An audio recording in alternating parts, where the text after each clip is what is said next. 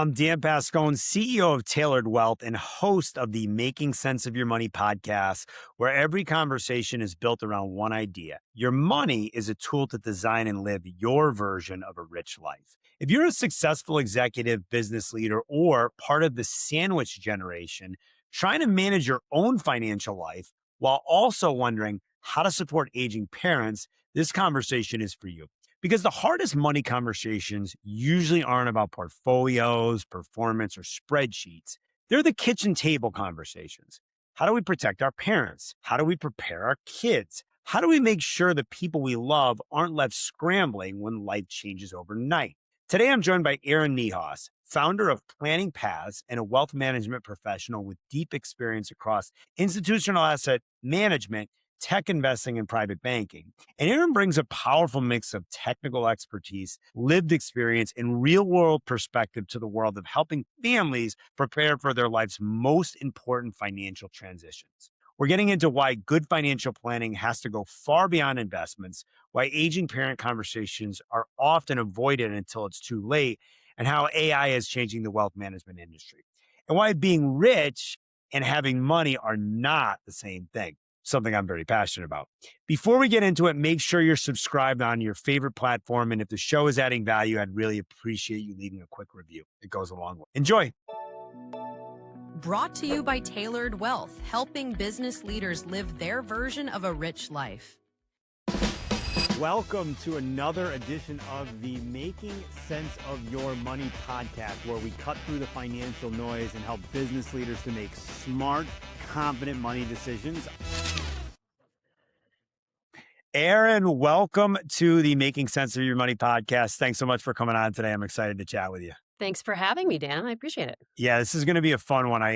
You and I were chatting a little bit before, and I'm interested to hear your take on all things that are happening right now in the world of financial planning and wealth management. But first off, give our audience a little bit of your background. Tell us about what you're doing today and kind of the road that's led you to where you're at. Sure. And thanks for that. Yeah, I've had kind of a circuitous path to the wealth management world. I think a lot of us have, but I started off in institutional asset management. So picking stocks for big pension funds, which was by far the best job I've ever had. It was great. So we travel around the world and pick stocks for big pension funds. And then I'm originally from New York, and I moved out to San Francisco back in the late 90s because I was mainly focused on tech investing. And so I started with a high-tech hedge fund startup during the go-go days and have just sort of stayed in that space.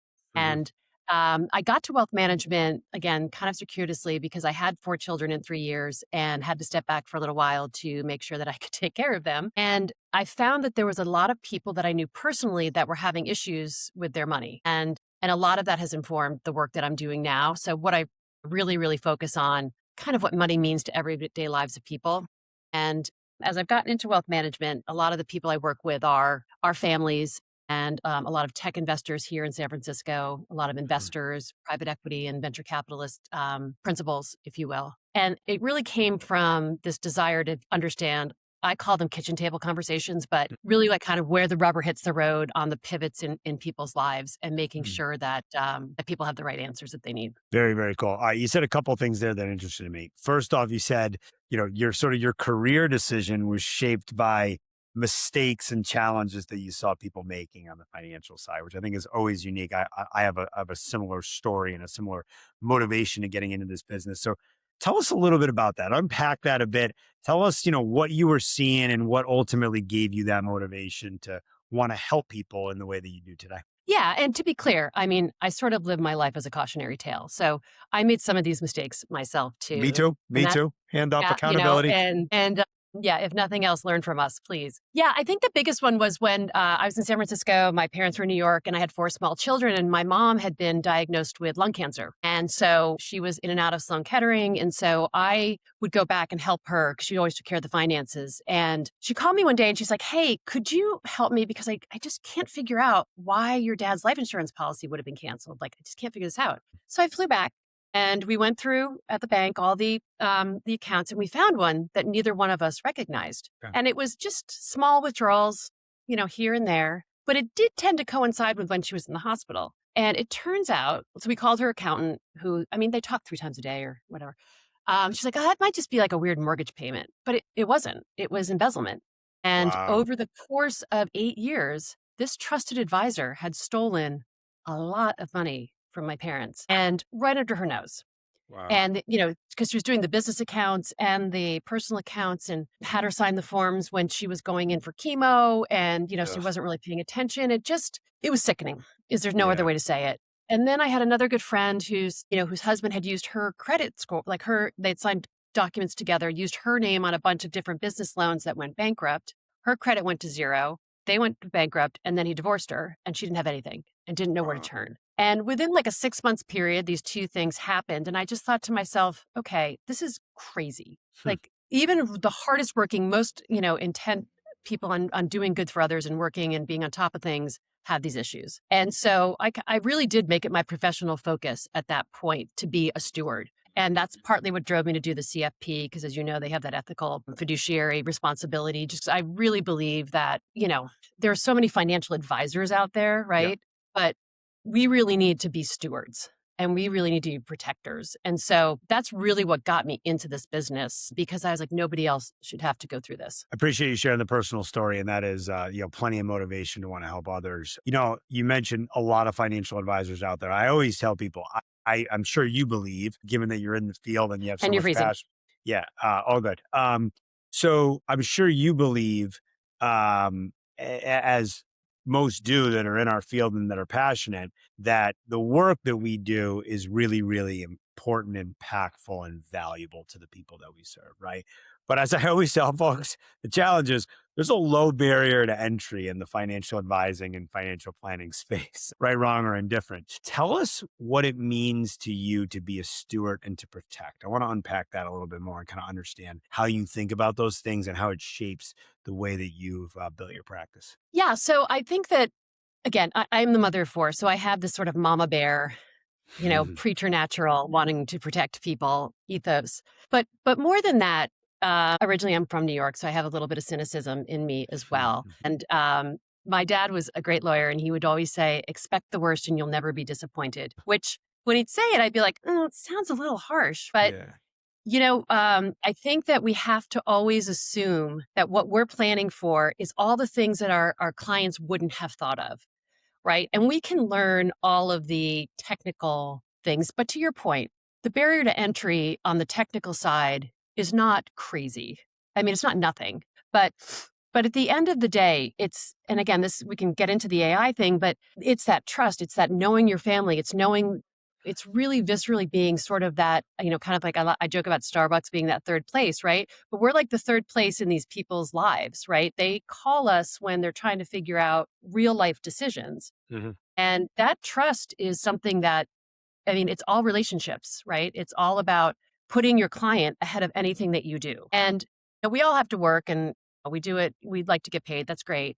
But at the end of the day, it's like, how rich is the experience if it's transactional, right? For everybody. And I find anyway that this really got, and I've evolving into this more and more, and we can talk about that too, but really thinking about the pain points within the client's life and trying to be proactive about how to prevent those from happening. Yeah. So you mentioned your target market, which given where you are makes a lot of sense, right? Yeah. Tech, PE, I get all of that. What do you find are the biggest pain points of clients like those that you serve? And then what are those, to use your term, what are those dinner table conversations look like in your world? Super high level, it's exec comp, structuring exec Mm, compensation, figuring out taxation, figuring out planning for the upside should anything hit. So a lot of QSBS and trust stacking and those mhm, kinds of things that are a little bit more complex mhm, and more future proofing, but those aren't necessarily the dinner table conversations. The dinner table conversations are around how do I save for college? What is a 529?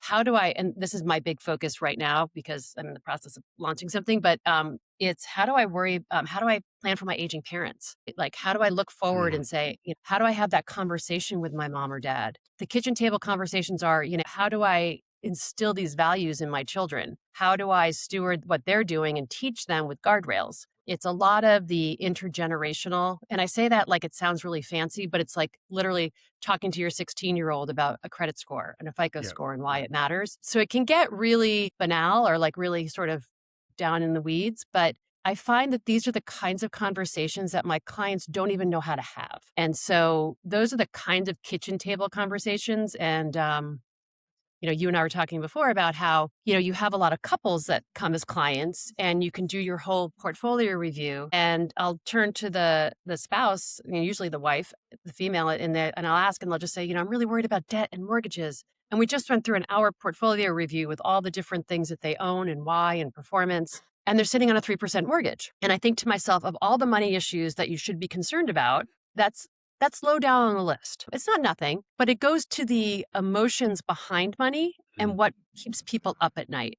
And that's really what I think about when I think of the kitchen table conversations. Yeah, we could spend a lot of time on that topic, what keeps people up at night when it comes to financials. But I love the concepts. And our purpose as a business is to help our clients design and live their version of a rich life.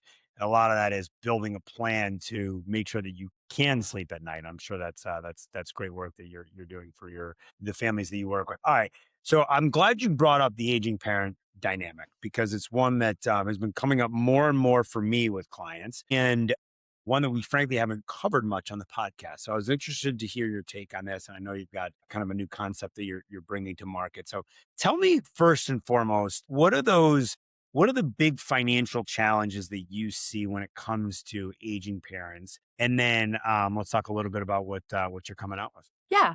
So the biggest financial risks are the unseen paper trails, Yep. the beneficiary designations, the Hmm. wills that are not updated, the POAs that haven't been signed. It's a lot of the paperwork that, when done correctly, can make a huge difference in people's lives. The second big financial one, though, is cost, right? People just don't understand how expensive it is to be old. And so and every state is different. So I think most people know that the state law is what is going to dictate how any given estate is distributed. But each state has very specific cost profiles, right? Like getting old in Kentucky for a home is much different than California. But some of these costs are up to $15,000 a month out of Yeah. pocket. And Medicare does not cover it. Most people have this strange assumption that Medicare covers long-term care, and it doesn't. Right. There's also a lot of things that long-term care insurance doesn't cover. So it takes a lot of attention to detail on where the financial risks can be. And it's both in sort of the paperwork, but then in just the scale. Because again, it's awesome. We're all living longer, but it's also it can be really expensive. The alternative, but I agree it is expensive. Very good. So that makes a lot of sense. So tell me about what you're working on to help with this diet. Yeah. So again, when I was most recently at JP Morgan's private bank, and I dealt with people that were really wealthy. Yeah. And between that and a lot of lived experience, it didn't matter how great the estate plan was or how amazing the portfolio was. These issues kept coming up over and over. And so I created this program called Planning Paths. And the idea is that you're walking down this path of life and you need the information at a juncture point. And you want the information and you want it contextualized and visualized for you. And so in the realm of aging parents, most of the people I talk to, clients, friends, whatever, they just have no idea and they don't know what they don't know about what needs to happen in case your mom slips on that banana peel and is in the hospital at 2 a.m., right? So this program is, it's 6 modules. And the first one is just opening the conversation. Because I have 5 siblings. Good luck getting all of us on the same page, right? It's just and mom has one thing she wants to do and dad wants to do this. So just starting the conversation. And then it's, taking inventory where we are, what needs to happen from legal, financial, medical. I have some crisis playbooks in there. Like your dad goes looking for a dog he hasn't had in 10 years. Like, what do you do? Right. And then the last one is where I like to end on a high note, which is honoring the legacy. Because I actually great. don't feel like our culture does a good enough job honoring our elders. Yeah. So it's all the, when my mom died, I had read an obituary in 48 hours. It's your head's messed up. You're so upset. And then you have to go do all these real world things that I went through it with my dad. I can relate. Right. So I literally had an obituary template in there.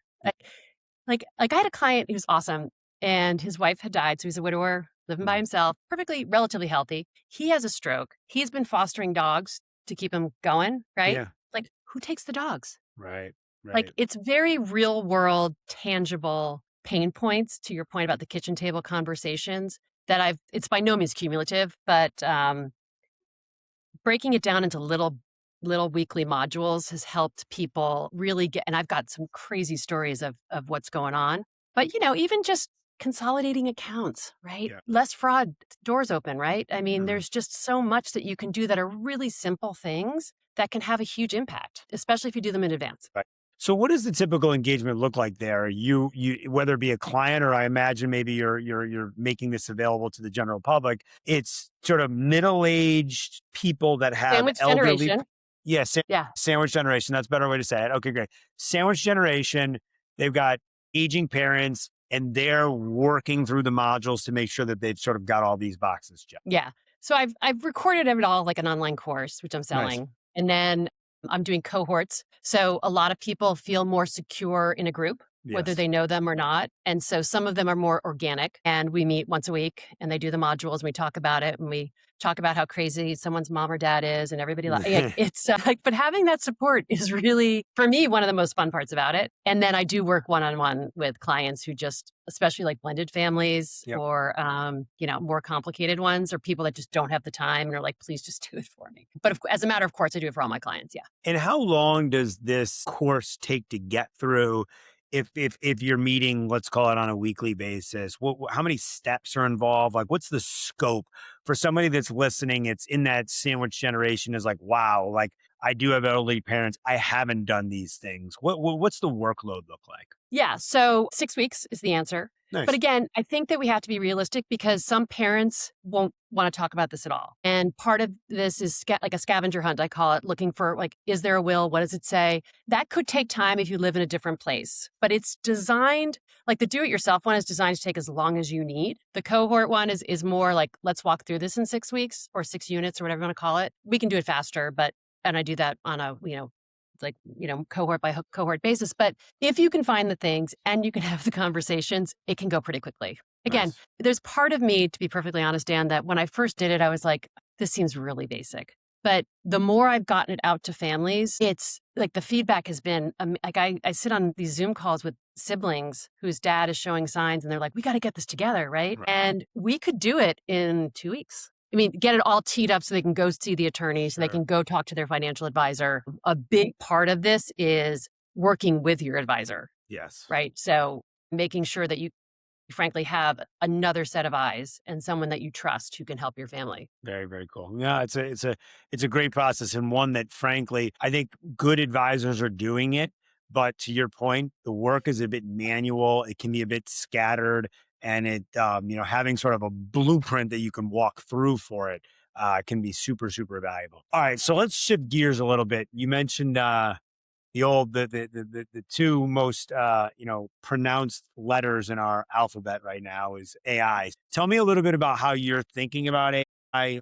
I'm sure you've dealt with plenty of clients that are in that business, but tell me how you're using it within your practice, how it maybe impacts that sandwich generation, like you mentioned earlier, and where you see the business going. Yeah, and it might be helpful again to put like my tech investor hat on. And I look at it from a continuum, right? Like I saw the internet revolution because I'm old. Um, but I really view it as a productivity tool, right? And it Yeah. absolutely is changing the way we're all thinking. And frankly, I feel like it's bringing out, I understand all the existential and ethical threats, of course. And Yes. we have to be very, very, very cautious of those because I do think that there's that possibility. We've all seen Ex Machina. But I think that for wealth management in particular, I'm seeing it a couple different ways. Like my entire course that I just built was all done on AI. I Nice. mean, I know I look like a vibe coder, but now I am, right? And Yeah. so, if somebody like me can do that, I mean, all bets are off. And then, but you need that subject matter expertise to have AI help you. And so I do think that it amplifies and really puts a fine tune on people's professional or personal, whatever their interests and their skills are. Yeah. I think it's like an amplification and a really targeted enhancement, if you will. Mm. In the wealth management space, I've also seen a huge continuum of adoption, right? So we were discussing before, there's all these new platforms out there like Savvy Wealth, like Farther, like all these Mm. guys, Range, and they're AI first or mostly AI first. And they do a great job analyzing financial statements. They do a great job giving you suggestions. They do about, a tax plan or a whatever. My experience today is that 50% of the time there's something off. Yeah. about it. So I still think the human eyes are incredibly important. But that said, you can do crazy things with when your clients dump statements on you. You can now get that all organized beautifully with AI. I mean, I'm using it all the time for that. I joked around the club as my best friend all through the holidays. And there's a lot that you can do. And I think one of the things that I'm learning about AI in particular is how specific one needs to be on the prompts, right? And how you really have to think about it incrementally with everything that you want to do because it all builds on each other. I think it's displacing some of the CS client service functions. Definitely. I don't think it's giving suggestions on investments given certain criteria. But again, you got to know your client, you got to know the risk profile, you got to know all the different things that contextualize what you decide to implement for a client. Um, Mine, I've used it for everything from looking at PPMs and investment policy statements and private investments and all these kinds of things. It's great for summaries, Hmm. right? But I would not ever use it. I'm still going to read the fine print. Hmm. Um, so in the wealth management space, I find that there's this group that's growing up very AI native, and then there's money center banks that are using it as productivity tools internally because of all the regulation, and they're using it. They're doing a great job, but we use it all the time at JP Morgan. We just didn't call it AI, but we're not using it in client-facing things yet. They weren't using it in client-facing things yet. So I think that's kind of the continuum that I'm seeing in wealth management. Yeah, I agree. I mean, I think that at minimum, it's making us more productive. I mean, I think what probably the average client doesn't necessarily understand that, as a client in the wealth management or financial planning space is all the back office work that needs to get done in this industry to do it right. And not that it's completely eliminated it, but it's helping to really streamline that part of it. And I love it because it allows us to spend more time in the relationship building and the actually spending time with people, having the kitchen table conversations, as you mentioned.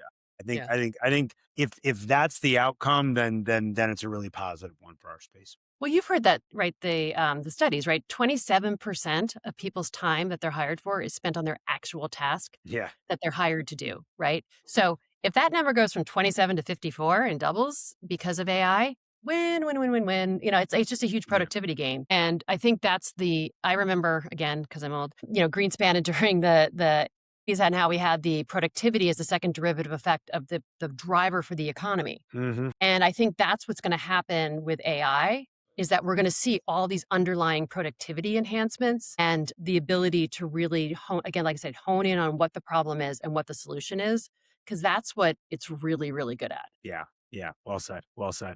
All right, let's shift gears a little bit. I mentioned earlier our mission is to help our clients design and live their version of a rich life. I want you to tell us what is your rich life? What does that mean to you right now? For me right now, it's being able to control the vision of what I put out every day, Cool. to really finally take all of my hard-earned knowledge over the years, both personally and professionally, and put that into a product that I can put in the world to help people. Like that for me, I wake up every day so excited to share with the world. So, and that has not always been the case in my job. So a rich life is the ability to do that. Obviously, spend time with people that I love, friends, family. Like I mentioned, I have 4 kids. Yeah, What's and I the think age range of your kids? um, 26, 25, 23, 23. Very cool. Very cool. Awesome. Awesome. All right. Well, with that, we're gonna move along into the lightning round. So, Aaron, you are officially Oh, entering the lightning round. I know you're ready and prepared, but the reality is there's no way to prepare for it. So I'm just gonna throw and out a this is why question. everyone loves you, Dan. I appreciate that. All right. So we'll start with an easy one, and you just give us the first thought that comes to your mind. Could be simple thought, could be long drawn out, anywhere in between. One meal for the rest of your life. What is it? Hamburger. Hamburger. Cheeseburger, lettuce, tomato, the whole thing. All right. I love it. I love it. I don't think we've gotten a cheeseburger yet. That's great. All right. So we talked a little bit about AI. What is one tool or piece of technology other than your computer or your phone that you can't live without? Hardware, software, anything in between. That I can't live without it's not a phone and computer, Not a phone or a computer. electric toothbrush. Electric toothbrush. I'm an electric toothbrush person. The hack that I learned a while ago from a book is brush your teeth with your offhand. Try doing that. Yeah, I yeah. wouldn't want to do it without an electric toothbrush, but it works pretty well with an electric toothbrush. It That's partly stimulates the why I mind. have an electric toothbrush is because I did it so hard with my dominant hand that half your mouth gets ripped away. Got it. Got it. All right. Got it. TMI. Sorry. I love it. Um, You have a book that you can share with us that's influenced either how you think about money, how you lead, how you think about business or life for that matter? Obviously, the psychology, not obviously, but the psychology of money Yep, it's a good one. for me, because I do feel like human behavior is one of those things that, yeah, I'm a big Buffett fan. So I've Yeah. read all of his and Munger's things. Yep. 100 to 1 is another one Yep. that I've read that I love. Yeah, I tend to read Forbes and The Economist and all that stuff for fun. So I think the psychology of money, if I could tell everybody, just understand why your brain deals with things the way they do.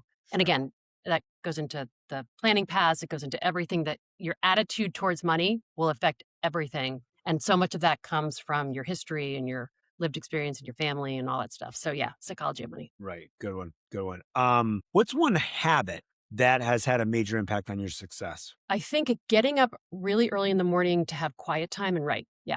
And again, that has only come with me stepping away from JP Morgan in a desk job because I didn't really have that much space to do that. And again, raising 4 kids, I didn't have a ton of free time, but Mm, I've always journaled. And now I use that time to write and okay. journal and just comment on life and, things like this. So that's kind of how Planning Pass honestly was born. Very, very cool. Yeah, a lot of it is you take the time to think, you get stuff out on paper, and then these great ideas start to formulate. I think I've experienced that myself. Let's talk about your bucket list. If you could share one item that you've already checked off of it, and then maybe one that's still on there.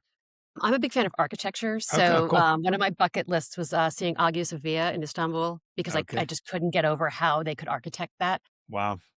So that was a bucket list that I did. And one that I could do, I'm dying to go on safari Okay. Very cool. Very cool. before everybody, the world changes and everything burns. There you go. There you go. I love it. Best money under $1,000 you've ever spent.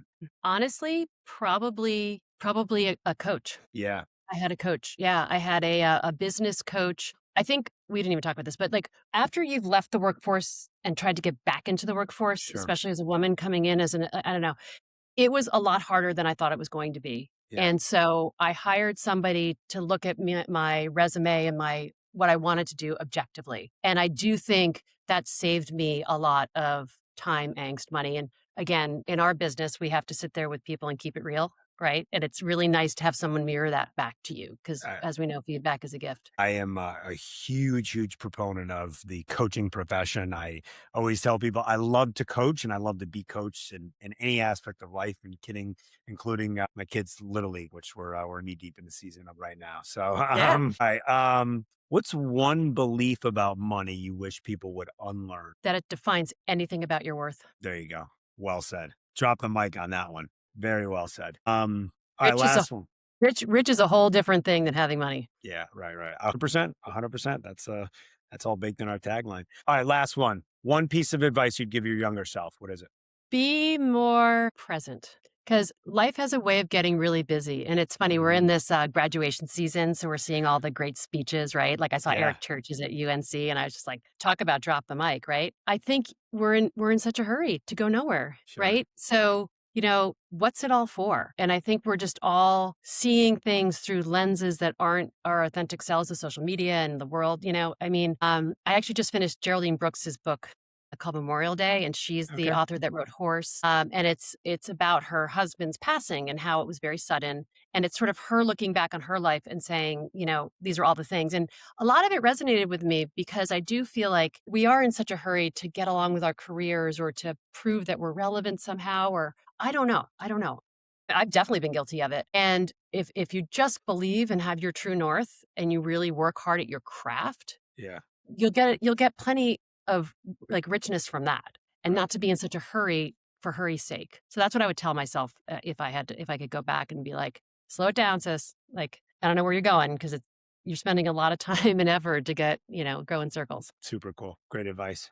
All right. And then finally, if our listeners want to connect with you, collaborate with you, hear and learn a little bit more about the new platform that you've built, what's the best way to reach you and find you? Erin at Planning Paths, it's plural, Okay. planningpaths.com. Same website, planningpaths.com. Cool. I'm going to send them to you because, I'd love for you to triage them. No, I'm just Sounds kidding. good. Sounds good. I'm just kidding. And truly, my hope for this is just that families don't have to go through this Yeah.